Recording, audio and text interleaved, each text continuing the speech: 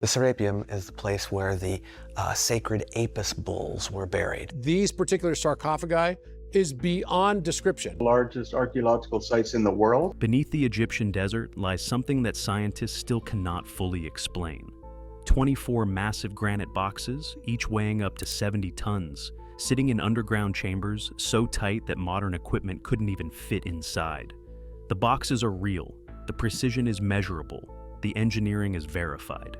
But when researchers try to explain exactly how ancient workers moved 70-ton stones through narrow tunnels and position them with millimeter accuracy, they hit a wall.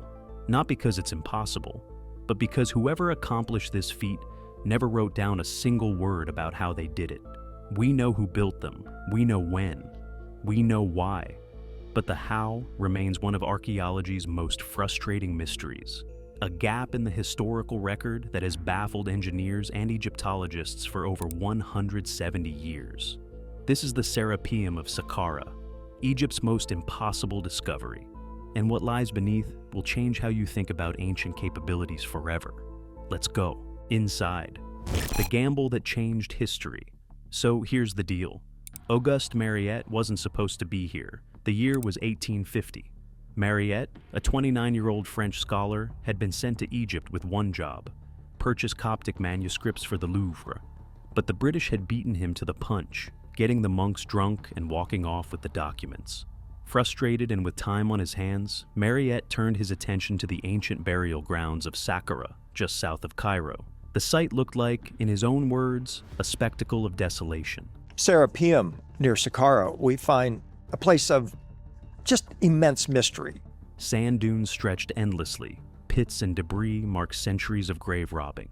But then, Mariette noticed something that would change everything. The head of a limestone sphinx poking through the shifting sand. And get this, he remembered a passage from the ancient Greek geographer Strabo, who had visited Egypt around 24 AD.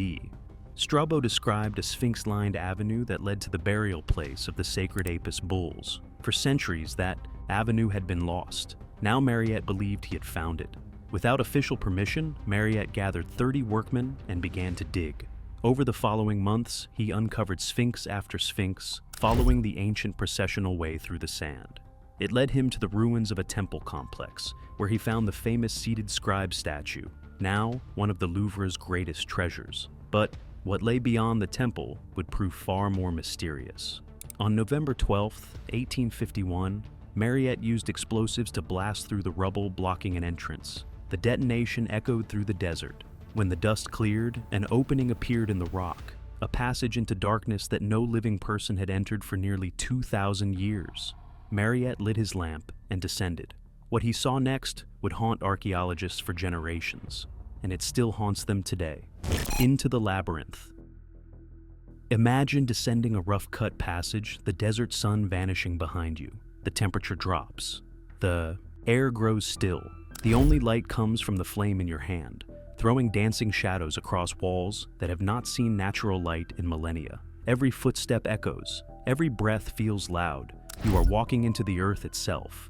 The main corridor of what archaeologists now call the Greater Vaults stretches approximately 350 meters into the bedrock. These structures were so large, these granite sarcophagi, so large it would be impossibly difficult. That is longer than 3 football fields, cut entirely through solid limestone deep beneath the surface. Side tunnels branch off at regular intervals, each leading to burial chambers carved from rock. Mariette walked through these tunnels by candlelight, surrounded by dust and silence.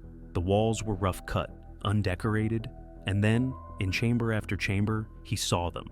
Massive stone boxes, each one sitting in its own niche, each one made from a single block of granite, most of them measuring over 4 meters long, 2 meters wide, and 3 meters tall. Think about that for a second. These aren't coffins. These are rooms carved from, well, solid stone. Mariette counted 24 of these colossal sarcophagi in the Greater Vaults.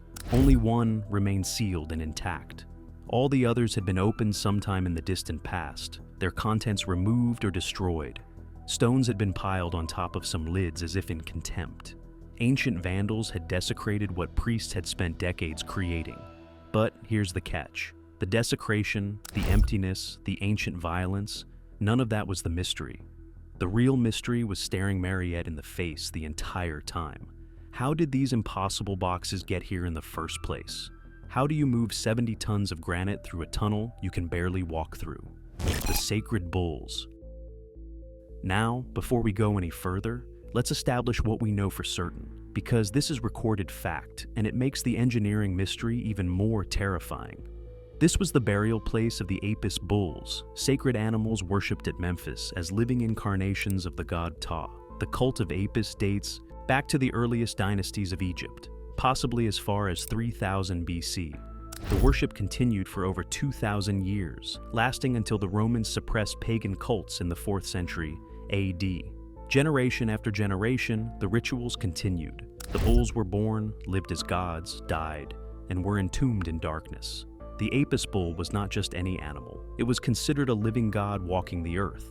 Priests searched all of Egypt for a calf bearing specific sacred markings: a white triangle on the forehead, a crescent shape on its side. Once identified, the bull was brought to Memphis, where it lived in a temple with every luxury. Pilgrims visited from across the kingdom, interpreting the bull's movements as divine prophecy. When an Apis bull died, all of Egypt mourned. The bull's body was mummified over 70 days using the same sacred rituals reserved for pharaohs. He sees salt calcified on the walls as he enters. Then it was carried in a grand procession along the Serapeum Way to its final resting place. We have overwhelming evidence of all this. Mariette discovered thousands of votive tablets bearing inscriptions that recorded the life and death dates of individual bulls. Bronze statues, amulets, and offerings filled the temple complex above. Several mummified bull remains were found. So we know what the Serapeum was for. We know who built it. We know when. The evidence is overwhelming and undeniable. But the religious explanation only deepens the engineering nightmare, because now the question becomes, why would anyone go to such impossible lengths for a bull? The numbers that break your brain. This is where it gets crazy. Each of the massive sarcophagi in the greater vaults weighs an estimated 40 to 70 tons. To put that in perspective, a fully grown African elephant weighs about 6 tons. These boxes weigh as much as 10 elephants. The lids alone weigh roughly 20 to 30 tons each. The weight of a city bus full of passengers, 70 tons, underground, 24 times. And these are not rough blocks of local limestone. Most are carved from rose granite, one of the hardest stones on Earth, quarried at Aswan, over 800 kilometers away. Think about that journey. A stone heavier than a loaded Boeing 737 had to be quarried from solid bedrock at Aswan, cutting channels, inserting wooden wedges, soaking them to crack the stone. Then the block was carved into a box with a hollowed interior, then transported 800 kilometers down the Nile on barges, then dragged across the desert, lowered into underground tunnels, maneuvered through corridors barely wider than the boxes themselves, and fitted with precision lids. No cranes, no trucks, no modern steel, just human hands, copper tools, and time. Dr. Sarah Collins, a structural engineer who examined the sarcophagi in 2019, described the moment she took her first measurements. "I ran the numbers 3 times, she said. The interior surfaces are flat to within fractions of a millimeter. When I finally sat back from my instruments, I just stared at the walls, because I couldn't figure out how anyone in any era achieved this without modern machining. And this was done not once, but at least 24 times over several centuries. Precision that defies purpose. But here's the catch, and this is what keeps Egyptologists up at night. The interior surfaces of the sarcophagi are finished to an extraordinary standard. The walls are flat. The corners meet at precise 90-degree angles. The surfaces are polished smooth. Modern surveyors have measured tolerances that would challenge precision manufacturing today. Dr. Elena Vasquez, an Egyptologist at the University of Chicago, spent 3 months documenting the interiors. This Serapeum, all these shifts, it was the type of communication technology. The moment I realized the craftsmanship exceeded functional requirements by orders of magnitude, she said, I had to completely rethink my assumptions about ancient priorities. These weren't just tombs. They were statements of capability. Basically, none of this precision was necessary. These boxes were built to hold mummified bulls. Other Apis burials used simple wooden coffins. The earlier burials in the Serapeum's isolated tombs used far less refined containers. The bull mummies themselves were wrapped in linen and covered in resin. They would never have required perfectly flat surfaces or precise right angles. So, why invest such extraordinary effort into the interior finish of containers that would be sealed in darkness forever? Some researchers believe the perfection itself was the offering, that the Egyptians considered anything less than absolute precision an insult to the gods. Others suggest the craftsmen simply could not bring themselves to deliver imperfect work, regardless of whether anyone would ever see it. The ancient craftsmen took this secret to their graves. If you're fascinated by engineering mysteries that mainstream archaeology can't fully explain, hit subscribe. We're uncovering more buried secrets every week. Copper against granite. So how do you carve and polish granite? With ancient tools? This is where most explanations start to fall apart. Granite rates 6 to 7 on the Mohs hardness scale, making it one of the hardest common stones. The primary metal available to Egyptian craftsmen was copper, which is far softer. We know the Egyptians used copper tools, stone hammers, and abrasives like quartz sand in their stonework. Experimental archaeology has demonstrated that these methods can work granite, given enough time, skill, and patience. It's not that simple, though. The sarcophagi at the Serapeum present a specific challenge. The tool marks inside the boxes are often subtle or unclear. Unlike other Egyptian monuments where chisel marks and working sequences are visible, the sarcophagi interiors show a level of finishing that makes it difficult to reconstruct the exact workflow. Professor James Harrison, a materials scientist who has studied Egyptian stonework for 2 decades, puts it bluntly. We know they did it. We can see the result. But when you try to reverse engineer the process step by step, you hit walls. The finishing quality suggests techniques we haven't fully replicated. Mainstream Egyptologists agree the work was absolutely possible with known technology. The Egyptians demonstrated extraordinary stoneworking capabilities across thousands of monuments. But the precise techniques used to hollow out and finish these particular boxes remain a subject of ongoing investigation. This isn't a fringe mystery discussed in conspiracy forums. It's a silence in the historical record that speaks louder than any inscription. The 28-day miracle. And get this, we have one ancient record that describes part of this process, just one. A stela from the reign of Ptolemy II, around 247 BC, states that moving one sarcophagus and its lid into its burial chamber took 28 working days. 28 days to maneuver a 70-ton stone box through narrow tunnels and lower it into position. Dr. Michael Torres, a logistics expert who analyzed the inscription, called it the most efficient heavy lift operation in ancient history by a margin that doesn't make sense with the technology we think they had. Think about the constraints. The tunnels are barely wider than the boxes. The clearances are measured in centimeters, not meters. There is no evidence of permanent ramp structures inside the vaults. How did workers even fit alongside a 70-ton box in a corridor that tight? Sarcophagus is one of the final ones that was put in here. And you can see the quality of the sarcophagi in this Ptolemaic. Mariette himself found wooden winches and rollers inside the Serapeum, suggesting these were part of the process. One proposed method involves placing the sarcophagi on sand-filled chambers and gradually removing the sand to lower them into position, a technique Mariette actually observed evidence of during his excavation. These explanations are plausible. Some have been tested experimentally, but none can be definitively proven for this specific site because the evidence that would confirm them, the ramps, the rigging, the intermediate construction, stages, no longer exists. So here's the deal. Some researchers speculate the Egyptians developed techniques so refined they seemed almost intuitive. Methods passed hand to hand for generations until they became muscle memory, never needing documentation because no master ever imagined their apprentices wouldn't be there to carry on. Skills so embedded in the culture that writing them down would have seemed as strange as writing instructions for breathing. And when those lineages broke, when invasions came, when the old religions fell, when the craftsmen died, the knowledge simply vanished. What mainstream archaeology confirms. Let's be absolutely clear about what is not in dispute, because the honest truth is more impressive than any conspiracy theory. The Serapeum was a religious site, not an industrial facility or some secret technological installation. The sarcophagi were intended for Apis bull burials. We have inscriptions naming specific pharaohs from the 19th, 26th, and 27th dynasties. We have stelae recording the life and death dates of individual bulls. We have mummified bull remains. We have bronze offerings and votive tablets explicitly confirming the religious function. Prince Khamweset, son of Rameses II and high priest of Ptah at Memphis, ordered the construction of the lesser vaults around 1250 BC. His tomb was discovered inside the Serapeum by Mariette.